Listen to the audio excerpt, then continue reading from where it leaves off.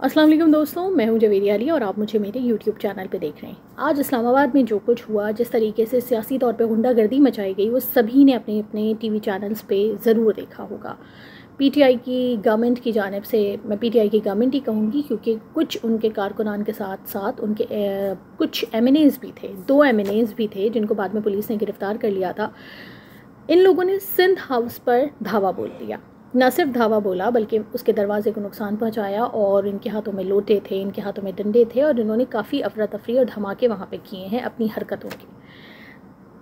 Islamabad police की काफ़ी नाअहली देखने में आई क्योंकि 4 घंटे से तमाम कारकुनान अपने एमएनएज़ के साथ पीटीआई की कारकुनों के साथ वहाँ पे मौजूद थे। 4 घंटे से तमाम चेक पोस्टों पे से गुजरते हुए आए, इनको किसी ने नहीं रोका और ये रेड जोन में दाखिल हुए, दफ़ा 144 की खिलाफ वर्जी की, सरकारी इमलाक को नुकसान पहुँचाया और उसके बाद तमाम टीवी चैनल्स पर ये मनाजिर नशर किए गए, जिसके बाद इस्लामाबाद की पुलिस हरकत में आई और इन एमएनएज़ को गिरफ़्तार कर लिया गया और कुछ कारकुनान को भी गिरफ़्तार किया गया। इन एमएनएज़ को शहबाज गिल साहब ने बाद में शख्सी ज़मानत पर रिहा करवा लिया और रिहाई के बाद थाने के बाहर खड़े होकर भी शहबाज गिल साहब ने अपनी उसी ज़बान का इस्तेमाल किया जो कि इससे पहले भी वो कर चुके हैं मुताद्दिद मौक़ों पे। और कल का जो कामरान शाहिद साहब का शो था जिसमें इन्होंने किस किस्म की बेहुदा गोई की है वो हम सभी ने सुना है। ज़ाहिर है अब इमरान खान साहब इन बातों पे तो तवज्जो देते नहीं हैं कि उनके एमएनएज़ किस्म की ज़बान इस्तेमाल कर रहे हैं, क्या क्या बोल रहे हैं, क्या क्या कर रहे हैं। उनकी तो तमाम तर तवज्जो रियासत मदीना बनाने में लगी हुई है, तो ज़ाहिर है वो तो एक बहुत ही मसरूफ़ किस्म का काम है। उसमें से कहाँ उनको वक्त मिल सकता है कि वो अपने जितने भी मुआविन खुसूसी हैं या मुशीर हैं या जो वज़ीर हैं उनकी ज़बानों को काबू में ला सकें। जब फवाद चौधरी साहब से इस तमाम धावे के बारे में, इस हल्ले के बारे में पूछा गया कि आपके कारकुनान और एमएनएज़ ने इस तरह से सिंध हाउस पे हमला किया है तो आप क्या कहेंगे, तो जवाब में उनका कहना ये था कि हमारे कुछ नौजवान जो हैं वो ज़मीर फ़रोशों पर उनको गुस्सा आ गया था तो उन्होंने ऐसा कर दिया। बहुत कैजुअल से अंदाज़ में उन्होंने कहा गुस्सा आ गया था कुछ नौजवानों को और उन्होंने इस तरह से हमला कर दिया। मतलब आपके लिए कोई बात ही नहीं है कि आपके इतने सारे लोग जो हैं सरकारी इमलाक को नुकसान पहुंचा रहे हैं और उन लोगों को भी नुकसान पहुंचा सकते हैं जो कि सिंध हाउस में मौजूद हैं। जमहूरी तरीके से मुकाबला क्यों नहीं करते, क्यों अदम एतमाद आने नहीं देते? आपको अपने वोटर्स पे, अपने एमएनएज़ पे अगर भरोसा है तो आप आने दें ना। आप तो कहते हैं आपके नंबर्स पूरे हैं, तो आप अदम एतमाद के वोटिंग के दिन का इंतज़ार कीजिए ना। गैर जमहूरी तरीके क्यों अपनाते हैं? आप किस तरीके से खुलेआम धमकियाँ दे रहे हैं? इससे पहले आपने कहा कि अदम एतमाद की वोटिंग के एक दिन पहले जलसा होगा, 10 लाख लोगों का ऐलान कर दिया। और फवाद चौधरी ने तो बरमला कहा, न सिर्फ फवाद चौधरी ने बल्कि इनके दीगर एमएनएज़ ने भी ये कहा कि इसी 10 लाख के मजमे से गुजर के एमएनएज़ को वोट डालने जाना है और वोटिंग के बाद इसी मजमे से वापस आना है। दर पर्दा उन्होंने धमकी दी कि आपको इस किस्म के हालात का सामना करना पड़ सकता है कि आप इन 10 लाख लोगों के हुजूम में से गुजर के जाएं और इन्हीं हुजूम में से गुजर के वापस आएँ। पीटीआई आखिर जमहूरी तरीके से मामला डील करने से क्यों घबरा रही है? घबराहट का लफ्ज़ मैं इस्तेमाल कर रही हूँ जो कि इस तहरीक इंसाफ की हुकूमत का सबसे पसंदीदा लफ्ज़ है।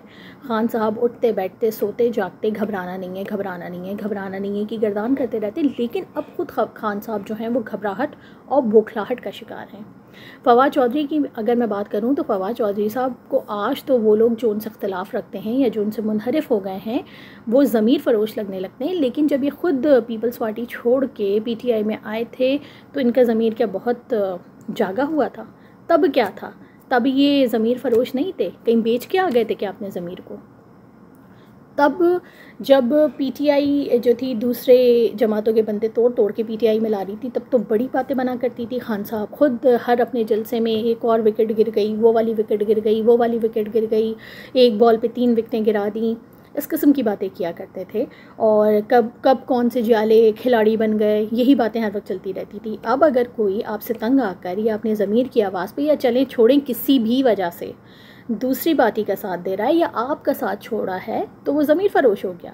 मतलब आप इतने दूध के धुले हैं कि आपका साथ दिया जाए तो सब ठीक है, आपका साथ ना दिया जाए, आपकी बात से इन्हराफ कर लिया जाए तो लोग गद्दार तक हो जाते हैं, ज़मीर फ़रोश हो जाते हैं।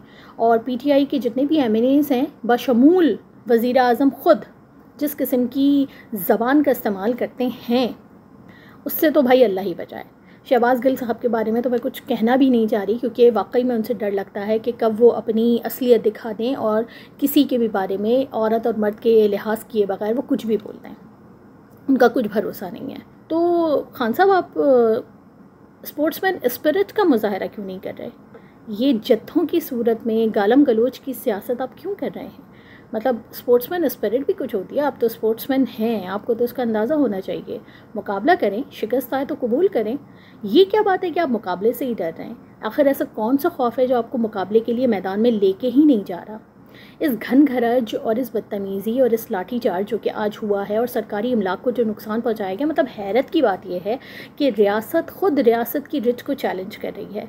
इससे पहले भी इमरान खान साहब और उनकी जमात ने पार्लियामेंट हाउस पे हमला किया था, PTV पे हमला किया था, लेकिन तब वो सिटिंग गवर्नमेंट में नहीं थे। लेकिन अब खान साहब आप खुद वज़ीर आज़म हैं, आप क्यों बार बार भूल जाते हैं कि आप कंटेनर पे नहीं खड़े हुए हैं? ना आप कंटेनर पे खड़े हुए हैं, ना आप अपोजिशन में हैं, और ना ही आप कोई इंतखाबात के लिए जल्द से जुलूस कर रहे हैं। आप वज़ीर आज़म हैं। जब तक आप ख़ुद अपने आप को वज़ीर आज़म नहीं समझेंगे तो लोगों का आपके ऊपर क्या एतमाद रहेगा? तो खान साहब थोड़ी आप जो है स्पोर्ट्समैन स्पिरिट का मुजाहरा करें।